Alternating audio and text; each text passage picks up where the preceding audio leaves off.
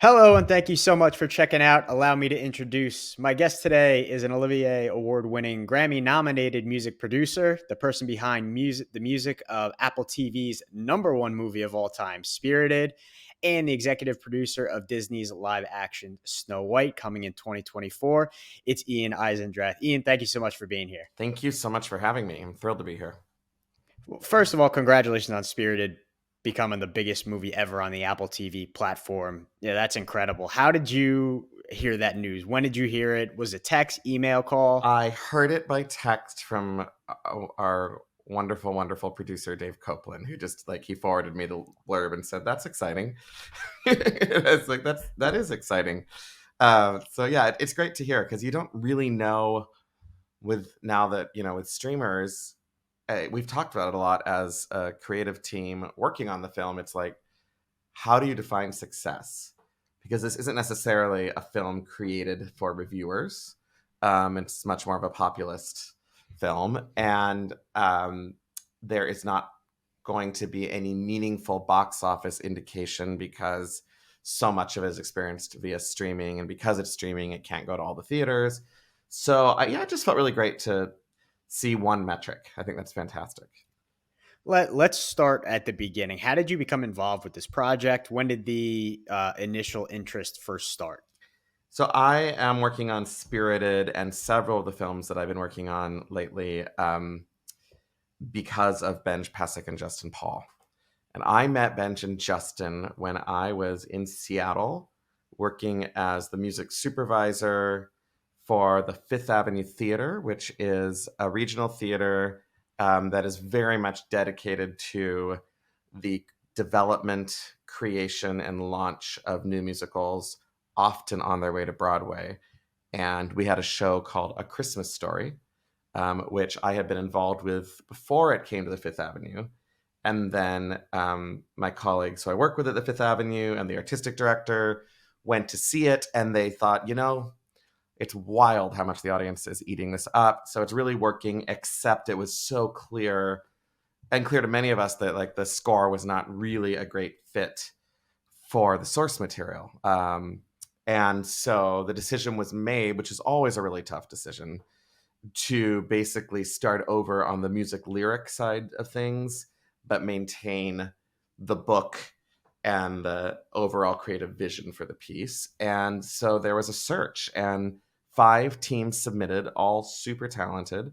And I remember being in my living room, and my wife and I were just sitting there listening to the submissions, and we turned on this song called Red Ryder Carbine Action BB Gun. And I heard Justin Paul's voice and hearing him playing, and I heard the writing of Pasek and Paul for the first time ever. And I just sort of looked at my wife, and she was like, well, that's it. They just so perfectly captured that character. And it was a voice that was, they had that amazing ability to do something that is contemporary and something that we can relate to and connect to as a modern audience. But you also believe this was a kid singing in the 40s. And then just such craft and wordplay and musical language. And so they got the job, and we were sort of forced together because the theater wanted me to be the music supervisor conductor, and they didn't know me. And so we came together to do the first reading of it. And it was sort of instant love and instant vibe. And one of the main reasons was we realized that the year I graduated from the University of Michigan, I graduated in the spring. Benj and Justin started there in the fall. So we literally had the same teachers, the same training, very similar background. We spoke the same language. And I've just been working with them since 2010. And they've been just such a gift and a constant in my life. And so Spirited came around, and mid-pandemic, I get a text from Justin being like, hey, what are you doing in 21? And I'm like, well, I'm pandemicking. I was doing quite a few Yeah. things, but it was, they were all remote and all Zoom, and we were all sort of looking to a future of what's next, because so much of my life and work had been in the theater. And so when Spirited came along, I leapt at it. And this was like November of 20.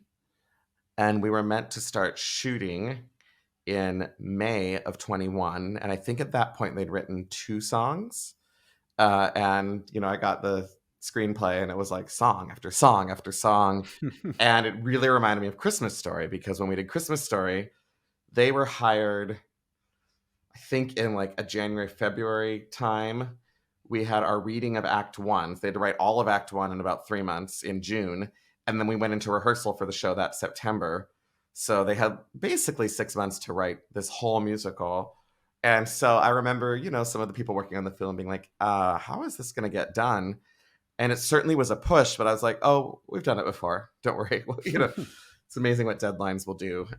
And it's been a joy. It was a really, really wonderful experience. So you mentioned that you've worked closely with Pasek and Paul, who are known for their work on La La Land, The Greatest Showman. What were your initial visions when you came together for these songs, for this score? Did you have any ideas of Yeah, what it would initially look like? yeah. I think the assignment and the objective was to create songs that forwarded the story, that developed the character, and that lived generally in a very specific time and place. So something like Good Afternoon, which is the song that takes place in Dickensian London. It's like that we knew, and they knew, that wanted to feel sort of like a conglomeration of Oliver, of Mary Poppins, of Scrooge, that Leslie Bricusse score, and do something that just felt like a huge throwback to that time, but just a little bit bigger and bolder and broader. And then obviously the lyric is comedy, pure comedy, and to create like a really funny song and a rambunctious experience, and to like super hard lean into the stereotype of the sort of Cockney British music hall number, often written by Americans. And that was, the goal for that. And then you have a song like Bringing Back Christmas, which Ryan Reynolds sings, and he is such a communicator, and he has this ability to sort of cast a spell over the people that he is manipulating. And so they thought, well, this is sort of our Harold Hill moment. This is like a send off of Music Man. And if you look at it closely, there are a lot of conventions from Trouble and 76 Trombones that are employed in Bringing Back Christmas. But they also, it's like, it so clearly wanted to be this big sort of epic big band number. And so that was a very specific assignment. Then something like Do a Little Good at the end of the show, that was meant to feel more like a contemporary song that was very much on topic, wrapping up sort of the message of the piece, and to deliver our sort of Christmas moment. And though the song isn't explicitly about Christmas, if you watch it, it's like Christmas is everywhere, and it is such a beautiful, hopeful, inspiring, feel-good message for this time of the year that really landed that. But the other thing I would just say is the goal was to be extra in all territories. So it's like their subtlety was not the goal. And if you look at the physical production and the way it was designed, the way it was staged, the way it was choreographed, it's like Broadway musical theater on steroids meets Ryan Reynolds snark and Will Ferrell comedy and heart. And that was the goal. And I think it's a constant threading of the needle, and who knows if we even did it perfectly, but it was a really wonderful challenge, because it wasn't, we didn't have to apologize for anything, and we're really told like go for it and go really extreme. So you oversaw so many moving parts, whether it's the fully produced studio audio, the on camera performances. What's kind of that process? Is it locking down the audio first and then incorporating that into the Yeah, I mean, on camera? the thing I love about film is that it is like a constant building process. Like you were just continually constructing and adding layers. Sometimes you take layers off and add new layers. And it's just this refining process that I really enjoy, and I really enjoy being in the weeds with all of that. And so, yeah, the first thing is the song gets written, song gets developed. We get to a place where the songwriters and the director are all agreed that this is basically what we're doing. Then there's a little bit of development in the studio, and that is creating a demo, which is like, let's play this with a few musicians for the first time. Let's land on a tempo. Let's land on a key.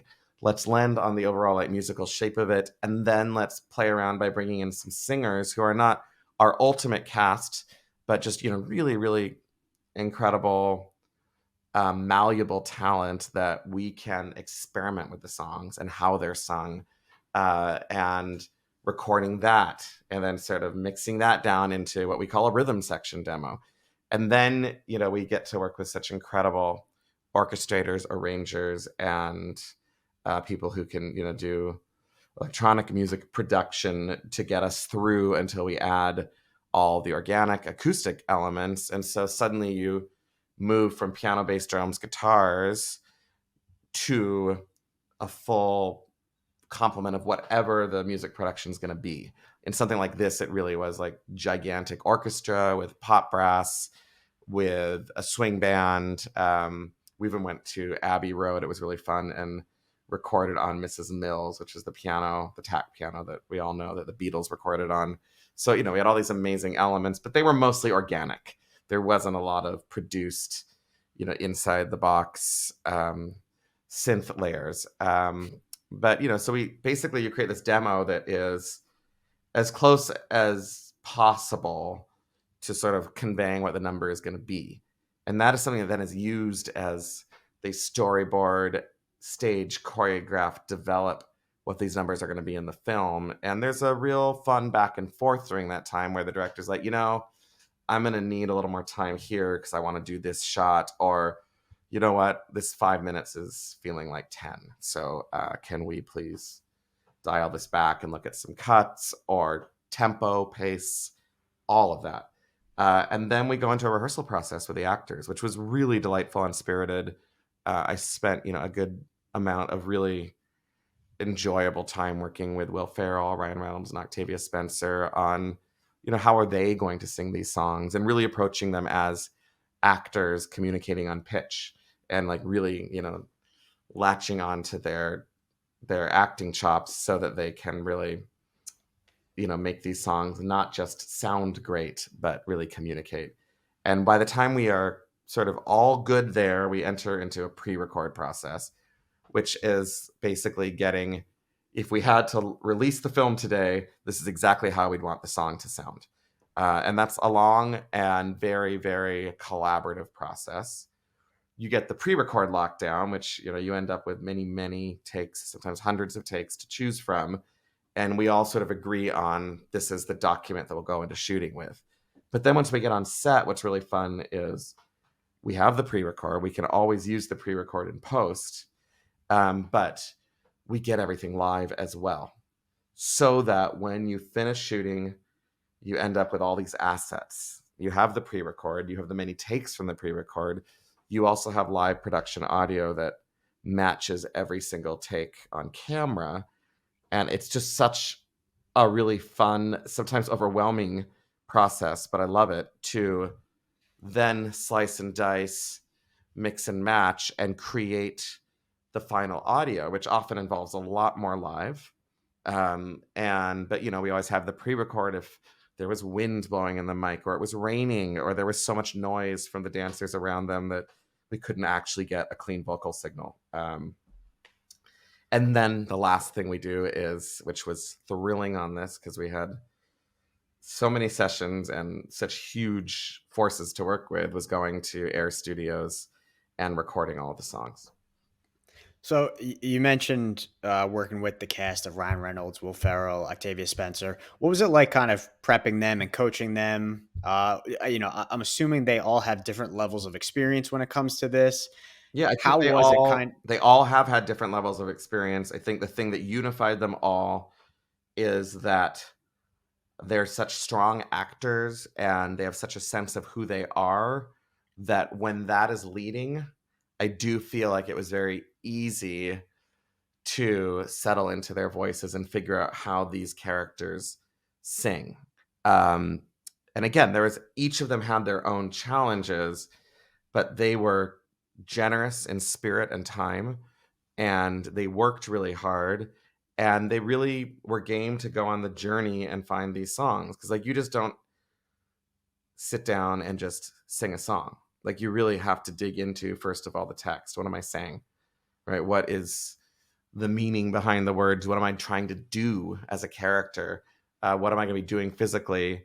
And then how does that manifest itself musically? And looking at, there's some very complex songs in this film. So they have to be able to sustain these notes, sing these phrases, sing with certain articulation and pretty broad registers for each of them.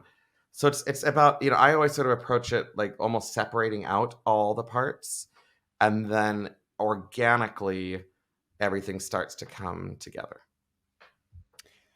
We mentioned earlier you collaborated with Benji Pasek and Justin Paul, and now on multiple projects, including recently Lyle Lyle Crocodile. How has that partnership evolved, and why do you think you all complement each other so well? What do each of you bring that makes it gel? Well, I'm not going to speak for them. They might say I completely disagree with you, Ian. I think the number one thing is I think we all are really, really passionate about high level storytelling meeting excellence in composition, arrangement, execution, and production of music. I think that's what we really share, is that we care deeply about the story and the character and what the song is doing on that level, but we also will not rest if everything that's happening musically is not as excellent as possible. And I think there's a level of obsession, dedication, and point of view that we share. And for me, I just very inspired by them. And so it's like I always look forward to the moment that they turn over the song and their first draft of the song. And like that is such a precious moment to me. I just got one yesterday for another project that we're about to start shooting. And it's just like, I don't know, just nothing cooler than hearing, to see the brief that they're given, talk about it, hear about what they're imagining, and then suddenly hear it. And then I just love the collaboration as we build from there. I think we also are all really enjoy working with actors, and because of our training, have a very similar language and approach and background. And I also just think we've known each other forever, and for me, they are people that definitely like, you meet those people that sort of see the best of you and bring out the best of you because you have a really fun time together and we're silly, and they know like what all my quirks and complications, I know theirs, and we just love each other. Benj always says like, "Hi, old friend," whenever I talk to him. It's so funny because it's like, wow, we really have seen each other grow up, and we're always growing, but it's been amazing to sort of have that trajectory with them. That's fantastic. I love that. Before I let you go, I have to ask about the highly anticipated live action version of Disney's Snow White. Um, are you able to give us maybe a little taste of what we can expect? I know a lot of people are really waiting for that. I'm so excited about it. But I will say that, we just finished doing some work on it, and I can't talk about a lot of the details, but it was an absolutely thrilling experience to work on it in prep and to shoot it, and to do the pre-records. And I'm just really blown away by Rachel Zegler, Gal Gadot, Andrew, who plays our prince. It's really, really special. And I think one thing I love about it is it's a 1937 classic Disney film. But unlike, I think, I might be wrong, any of the others, it's not all the original songs. So Benj and Justin have been brought in to write new songs for it. So it really feels like something new. And yet there's such homage and such a nod to the classic and that, the Snow White that we all love. And I just think it's a beautiful story that is very, very timely. And it's like a story I want to exist for my daughter. So that, like, she has a sense of hope and vision for what it means to be a young woman in today's world and what a young woman can accomplish, and sort of just the absolute potential and just sort of unstoppable possibility of what it means to be alive today. And yeah, it's just something that just fills me with great hope and warmth, and it's very, very delightful and fun and moving. That's fantastic. Well, thank you so much, Ian, for taking the time today. You can catch Spirited now on Apple TV Plus. I really appreciate it, and I hope to speak to you again soon. Thank you so much. I really appreciate it.